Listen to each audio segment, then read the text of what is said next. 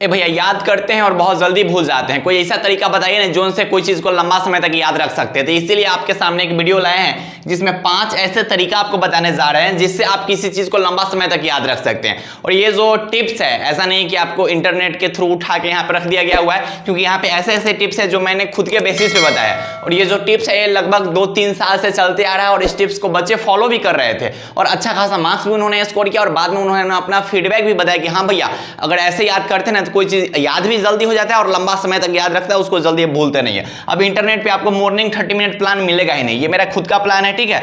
और यहाँ पे ये जो है ना रिवीजन प्लान में जरूर ऐड करना, ये सब चीज जो है ना वहाँ पे वो रहता ही नहीं है, ठीक है। आपको जो इंटरनेट पे जो टिप्स दिए जाते हैं वहाँ पे ये सब चीज नहीं रहता है। तो आप इस वीडियो को ध्यान से देखिएगा और बात को समझिएगा और जो कुछ भी मैं बोल रहा हूँ आप इसको बस 1 सप्ताह फॉलो करना, ठीक है। 1 सप्ताह में आपको इसका रिजल्ट पता चल जाएगा। हाँ भैया सही बोल रहे हैं कि ये चीज ऐसा अगर याद करेंगे ना तो लंबा समय तक याद रहता है।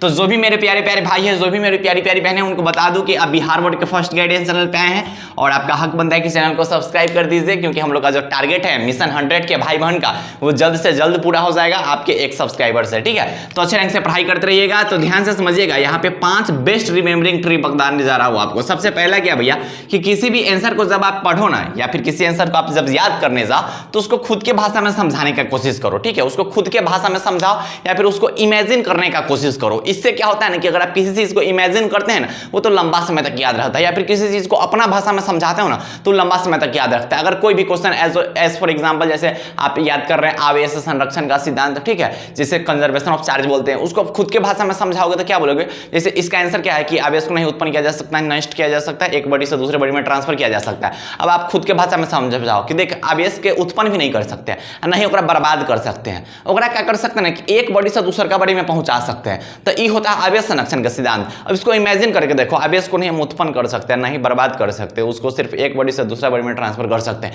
तो अगर आप कोई चीज को इमेजिन करके पढ़ते हो या फिर कोई चीज को अपना भाषा में समझा के पढ़ते हो तो वो क्या होता है कि लंबा समय तक याद रखता है। तो कोशिश कीजिए कि किसी चीज को इमेजिन करें, उसके बारे में थोड़ा सोच के देखें क्या उस चीज पर फिगर वगैरह बन सकता है और उस पे उसको जो अपनी भाषा में समझाने का कोशिश कीजिए। इससे कोई चीज जो है लंबा समय तक याद रखता है। और जब भी कोई चीज आप याद कीजिएगा ना तो आपके हाथ में पेन जरूर होना चाहिए या फिर हाईलाइटर जरूर होना चाहिए। इससे क्या होता है कि आपका कंसंट्रेशन लेवल बना रहता है। भैया ऐसा थोड़ी होता है, सही बोल रहे हैं कि अगर आप पेन आपके हाथ में होगा ना तो आपका हाथ जो है ना वो माइंड तक ना कंसंट्रेशन लेवल बना के रखता है कि पढ़ाई पर फोकस रहोगे।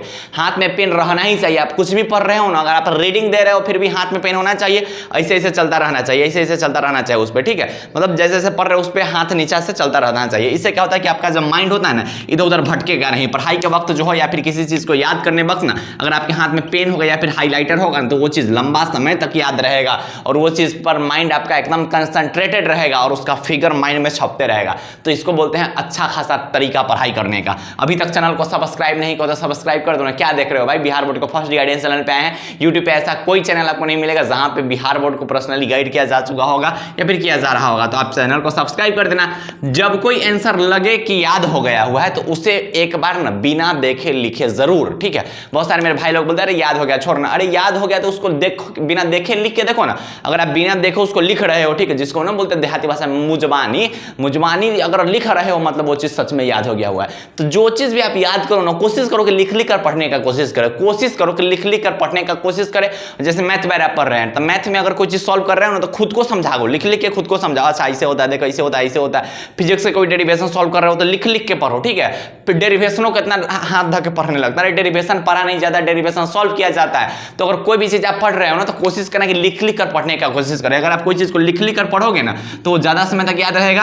तो अगर आपको लगे कि कोई क्वेश्चन याद हो गया हो तो उसे बिना देखे लिखिए। अगर आप लिख रहे हैं इसका मतलब अच्छा खासा है। तो इतना तक तो सब करता है, ठीक है भैया, हमको पता है भैया, इतना तो हम लिखियो लेते हैं। अब भैया हम कोई चीज पढ़ते हैं ना तो कोशिश करते हैं। अब जैसे इसमें आपको ये चीज नया लगा होगा कि भैया भोजपुरी में समझा सकते हैं। हाँ रे, आप भोजपुरी में समझा के देख, आवेशवा के नहीं उत्पन्न कल जा सकल बा, नहीं आवेशवा के नष्ट कल जा सकल बा। आवेश के जो बा ना एक बॉडी से ना दूसर का बॉडी में ट्रांसफर कल जाला। तो ये क्या होता है आवेश संरक्षण का सिद्धांत होला। तब तोहनी के जे भाषा बा ना मगही में है तो मगही में समझा दे अपने आप के, ठीक है। और ये तो सबको लगभग पता होगा, ये आपके लिए हो सकता है कॉमन होगा, लेकिन ये नया है, ये नया है, ये नया है। अब इसके बाद क्या करना है कि मॉर्निंग 30 मिनट प्लान का यूज करना है। भैया ये मॉर्निंग 30 मिनट प्लान का होता है, ये नया प्लान है, ठीक है। मेरे जो भी पुराने वाले भाई लोग होंगे उनको पता होगा, क्योंकि ये जो प्लान है सिर्फ केटी भैया के चैनल पे ही मिलता है। क्या कि ये खुद से बनाया हुआ प्लान है और ये खुद पर क्या बोलते हैं प्रैक्टिस किया हुआ प्लान है। मैं खुद भी इसका प्रैक्टिस करता था और मुझे ऐसा लगा कि भाई ये बहुत अच्छा खासा तरीका है। जैसे मॉर्निंग 30 मिनट प्लान का मतलब समझिएगा, जैसे आज आपने फिजिक्स के ना 5 क्वेश्चन याद किए, ठीक है। मान लेते हैं कि आज कोई डेट है, आज अगर मान लेते हैं कि 30 है, ठीक है। आज 30 तारीख को आपने फिजिक्स के 5 क्वेश्चन याद किए। तो अब आपको क्या करना है कि 31 तारीख को जब आप उठोगे ना, तो मॉर्निंग में जो सबसे पहला आपका पढ़ाई होना चाहिए, मॉर्निंग का जो सबसे पहला पढ़ाई होना चाहिए, सबसे पहला, उस वक्त कुछ नहीं पढ़े होगे, जब भी आप उठो, जरूर नहीं कि मॉर्निंग में ही उठे, जब भी आप उठे तो 31 तारीख का जो सबसे पहला पढ़ाई होगा ना, उसमें जो कुछ भी आपने याद किया है, जो कुछ भी इससे पिछले का दिन 23 तारीख को जो कुछ भी याद किया, उसको बस एक झलक देख जाना है, बस एक झलक उसको देख जाना, ठीक है।